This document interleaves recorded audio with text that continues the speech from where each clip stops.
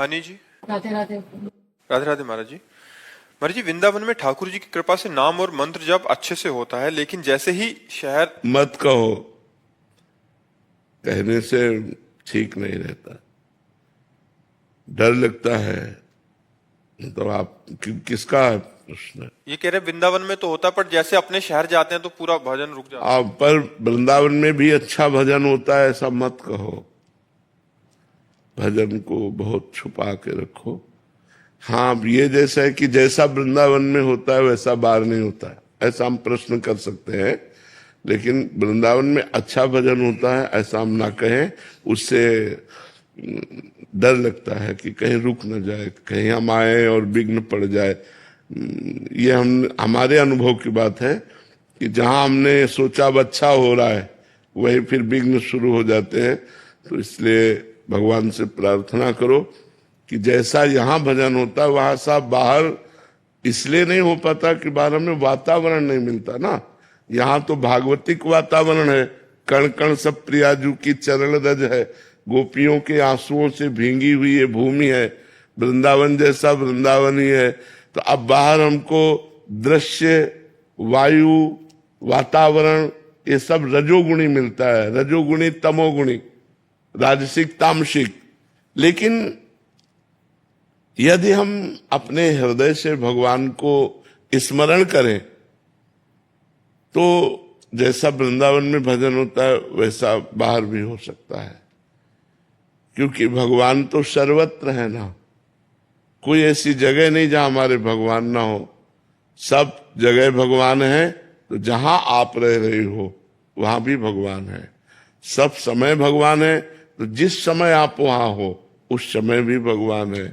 सब में भगवान है तो आप में भी भगवान है, सबके भगवान है तो आपके भी भगवान है।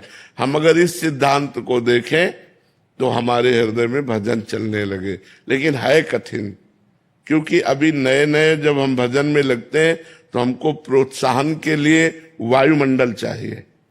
अगर हमारे अगल बगल वाला या जहां हम बैठते हैं या जिस ऑफिस में जाते हैं या जिस दृश्य को देखते हैं वो भागवतिक होता है तो हमारा भजन बढ़ता है, और अगर राजसिक होता है तो हमारा मन भी वैसे ही होने लगता है। लेकिन यदि नाम हम पकड़ लें, जिद्दी स्वभाव, इसीलिए हम कहते हैं इसे हटकर के जपना होगा, इसे जिद्दी स्वभाव में लागना होगा। मुझे भजन करना है, बस राधा राधा राधा। फिर धीरे धीरे प्रभाव नष्ट हो जाएगा, फिर एक जैसा होने लगेगा। पर वृंदावन जैसा तो वृंदावन ही है, वृंदावन जैसा तो क्योंकि इस भूमि का प्रभाव है। और जगह भजन को पकड़ना पड़ता है और यहां भजन आपको पकड़ेगा। यहां भजन गहे फिरे बाह, यहां चलत फिरत सुनियत यह है श्री राधा वल्लभ लाल। यहाँ तो जिधर देखो राधे राधे राधा राधा, माला लिए देखो। और हमको भी स्मृति आ गई, मान लो हम भूले हुए हैं, सामने देखा वो माला जप रहा है तो हमारे अंदर भी भगवत स्मृति आ गई। लेकिन बाहर देख रहे हैं, सामने संसारिकता है तो वो लुभायमान करती है। ये माया का आकर्षण होता है। जहां जैसे लोग होते हैं, जैसा वातावरण होता है वैसा हमारे हृदय पर प्रभाव पड़ता है। अभी हृदय केवल मायामय है, भागवतिक थोड़ी हो गया है। तो इसलिए हमें प्रयास करना चाहिए हठ पूर्वक नाम जप करने का। यहां तो स्वाभाविक चलेगा, यहां तो अगर थोड़ा सावधान रहो, अपराध न बने तो स्वाभाविक भजन गए फिर वाह।